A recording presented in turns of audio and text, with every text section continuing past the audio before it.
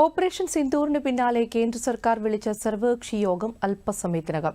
Parliament library കെട്ടിടത്തിലാണ് സർവകക്ഷി യോഗം ചേരുക. പ്രധാനമന്ത്രി നരേന്ദ്രമോദി യോഗത്തിൽ പങ്കെടുത്തേക്കും. വിശദാംശങ്ങളുമായി PS വിനയ ചേരുകയാണ്.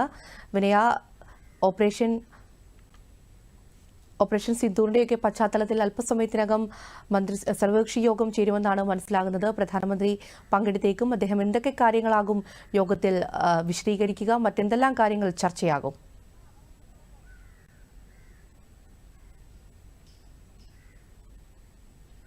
ഏതാനും നിമിഷങ്ങൾക്കുള്ളിൽ തന്നെ ഈ സർവകക്ഷി യോഗം പാർലമെന്റ് ലൈബ്രറി കെട്ടിടത്തിൽ ആരംഭിക്കും.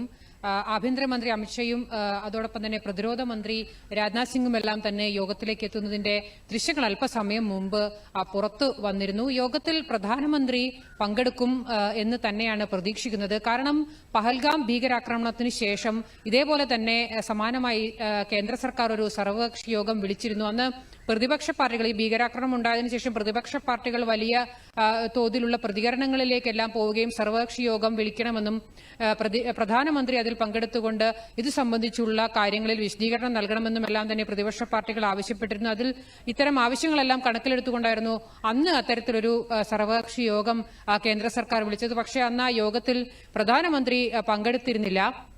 പഹൽഗാമിൽ ഉണ്ടായ ഭീകരാക്രമണത്തിന്റെ പശ്ചാത്തലവും അത് സംബന്ധിച്ച കാര്യങ്ങളുമെല്ലാം അന്ന് ആഭ്യന്തരമന്ത്രി അമിത്ഷായാണ് സർവകക്ഷി യോഗത്തിൽ വിശദീകരിച്ചത്. ഇന്നിപ്പോൾ ഓപ്പറേഷൻ സിന്ദൂറിന് ശേഷം, ഇന്നലെ ഓപ്പറേഷൻ സിന്ദൂർ നടന്നതിന് ശേഷം ഇന്നൊരു സർവകക്ഷി യോഗം വിളിക്കാൻ വേണ്ടി കേന്ദ്ര സർക്കാർ തീരുമാനിച്ചു.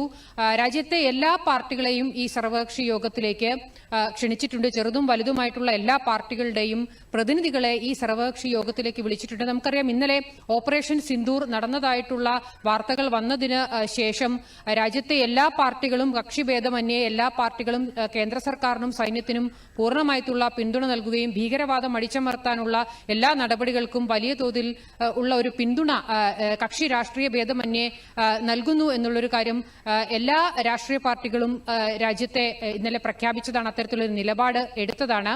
ഇന്നിപ്പോൾ ഈ സർവകക്ഷി യോഗം ചേരുമ്പോൾ ഈ പഹൽഗാം ഭീകരാക്രമണം നടന്ന് 15 ദിവസങ്ങൾക്ക് ശേഷമാണ് ഇത്തരത്തിലൊരു തിരിച്ചടി, ഓപ്പറേഷൻ സിന്ദൂറിലൊരു ഒരു കനത്ത തിരിച്ചടി പാകിസ്ഥാന് നൽകിയിരിക്കുന്നത്. അതിൽ എന്തൊക്കെ കാര്യങ്ങൾ ഇന്നലെ ഇത് സംബന്ധിച്ചുള്ള ഓപ്പറേഷന്റെ വിശദാംശങ്ങളെല്ലാം ഇന്നലെ വിദേശകാര്യ സെക്രട്ടറിയും അതോടൊപ്പം തന്നെ 2 സൈനിക ഉദ്യോഗസ്ഥരും ചേർന്ന് നടത്തിയ വാർത്താ സമ്മേളനത്തിൽ രാജ്യത്തെ അറിയിച്ചതാണ്. ഇതിന് അപ്പുറത്ത് ഇതിന് പിന്നിൽ നടന്നിരിക്കുന്ന ചർച്ചകൾ, നയതന്ത്ര തലത്തിലുള്ള ഇടപെടലുകൾ, മറ്റ് വിശദാംശങ്ങളെല്ലാം തന്നെ ഈ മറ്റു രാഷ്ട്രീയ കക്ഷികളോട്, പ്രതിപക്ഷ കക്ഷികളോടെല്ലാം വിശദീകരിക്കേണ്ട ഒരു ബാധ്യത കേന്ദ്ര സർക്കാരിനുണ്ട്. അതിന്റെ കൂടി അടിസ്ഥാനത്തിലാണ് ഇപ്പോൾ ഒരു സർവകക്ഷി യോഗം വിളിച്ചിരിക്കുന്നത്. ഇത് സംബന്ധിച്ചിട്ടുള്ള മറ്റു കാര്യങ്ങൾ, മറ്റു നയതന്ത്ര തലത്തിൽ നടത്തിയ ഇടപെടലുകൾ, ഇതിന്റെ എല്ലാം തന്നെ വിശദാംശങ്ങൾ കേന്ദ്ര സർക്കാർ ഈ യോഗത്തിൽ വ്യക്തമാക്കുമെന്നാണ് മനസ്സിലാക്കുന്നത്. അതുപോലെ തന്നെ വിനയ, പാകിസ്ഥാനിൽ ലാഹോറിൽ തുടർസ്ഫോടനങ്ങൾ ഉണ്ടാവുന്നതായും ബലൂച്ചി ലിബറേഷൻ ആർമി വെടിവെയ്പ് നടത്തി പാകിസ്ഥാൻ പൗരന്മാരുൾപ്പെടെ മരണപ്പെടുന്ന ഒരു സാഹചര്യം ഉണ്ടായത് റിപ്പോർട്ടൊക്കെ പുറത്തു വരുന്നുണ്ട്. ഈ ഒരു സാഹചര്യത്തിൽ നമുക്ക് മനസ്സിലാക്കാൻ കഴിയുന്നത് പാകിസ്ഥാനുള്ളിൽ തന്നെ ഒരു ആഭ്യന്തര സംഘർഷത്തിന്റെ സാഹചര്യം ഉണ്ട് എന്ന് തന്നെയാണോ?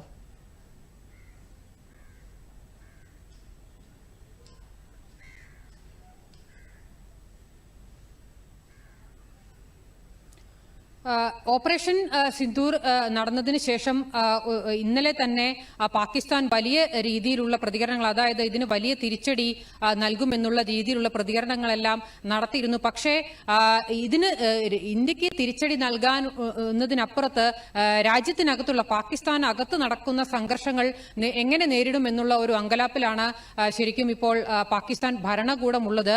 ലാഹോറിൽ വിവിധ ഇടങ്ങളിൽ സ്ഫോടനം നടന്നതായിട്ടാണ് മാധ്യമ റിപ്പോർട്ടുകൾ വരുന്നത്. പാകിസ്ഥാൻ മാധ്യമങ്ങളെ ഉദ്ധരിച്ചുകൊണ്ട് BBC ഉൾപ്പെടെയുള്ള മാധ്യമങ്ങളാണ് അത്തരത്തിൽ റിപ്പോർട്ടുകൾ നൽകിയിരിക്കുന്നത്. അതോടൊപ്പം തന്നെ ബലൂചിസ്ഥാൻ വർഷങ്ങളായി ബലൂചിസ്ഥാനെ ഒരു സ്വതന്ത്ര രാജ്യമായി, സ്വതന്ത്ര പ്രവിശ്യയായി പ്രഖ്യാപിക്കണമെന്ന് ആവശ്യപ്പെട്ടുകൊണ്ട് ബലൂച്ച് ലിബറേഷൻ ആർമി എന്ന് പേരിട്ട് വിളിക്കുന്ന BLA വർഷങ്ങളായിട്ട് അവിടെ വിവിധ രീതിയിലുള്ള സംഘർഷങ്ങൾ, ആക്രമണങ്ങളെല്ലാം നടത്തി വരുന്നുണ്ട്. ഈ ഓപ്പറേഷൻ സിന്ദൂറിന് ശേഷം ബലൂചിസ്ഥാനിൽ വലിയ രീതിയിൽ വിന്യസിച്ചിരുന്ന പാക് സൈനിക വിന്യാസത്തിൽ അളവ് കുറച്ചുകൊണ്ട് അത് അതിർത്തിയിലേക്ക് മാറ്റി വിന്യസിക്കുന്ന ഒരു തീരുമാനം കൂടി പാകിസ്ഥാന് എടുക്കേണ്ടി വന്നിരുന്നു. ഈ സാഹചര്യങ്ങളുടെയൊക്കെ അടിസ്ഥാനത്തിൽ ബലൂചിസ്ഥാനിലും ഈ ബലൂചി ലിബറേഷൻ ആർമി എന്ന് പറയുന്ന വിഭാഗം വലിയ തോതിലുള്ള അക്രമങ്ങളിലേക്ക് കടന്നിരിക്കുന്നു എന്നുള്ള രീതിയിലാണ് ബലൂചിസ്ഥാനിൽ നിന്നും പാകിസ്ഥാനിൽ നിന്നുമെല്ലാം റിപ്പോർട്ട് വന്നിരിക്കുന്നത്. അവർ നടത്തിയ ഒരു IED ബ്ലാസ്റ്റിലാണ് 2 ജില്ലകളിലായി ബോലൻ കച്ച് ഉൾപ്പെടെയുള്ള 2 ജില്ലകളിലായി ഇവർ നടത്തിയ 2 IED സ്ഫോടനങ്ങളിലാണ് 14ഓളം പാക് സൈനികർ കൊല്ലപ്പെട്ടതായി ഇപ്പോൾ റിപ്പോർട്ട് വന്നിരിക്കുന്നത്. കൂടുതൽ പ്രദേശങ്ങളിലേക്ക് സംഘർഷം വ്യാപിക്കുന്ന ഒരു സ്ഥിതിയാണ് നിലവിൽ പാകിസ്ഥാനിൽ ഉള്ളത് എന്നാണ് പാക് മാധ്യമങ്ങളെ ഉദ്ധരിച്ചുകൊണ്ട് നിരവധി അന്താരാഷ്ട്ര മാധ്യമങ്ങൾ റിപ്പോർട്ട് ചെയ്യുന്നത്. ശരി വിനയ, വ്യക്തമാണ്. ഓപ്പറേഷൻ സിന്ധുവിന്റെ പശ്ചാത്തലത്തിൽ കേന്ദ്ര സർക്കാർ വിളിച്ചു ചേർക്കുന്ന സർവകക്ഷി യോഗം അല്പസമയത്തിനകം തന്നെ ആരംഭിക്കും. അതുപോലെ തന്നെ പാകിസ്ഥാനിൽ ആഭ്യന്തര സംഘർഷങ്ങൾ കലുഷിതമാവുകയാണ്. വിവരങ്ങൾ നൽകിയത് PS വിനയായിരുന്നു.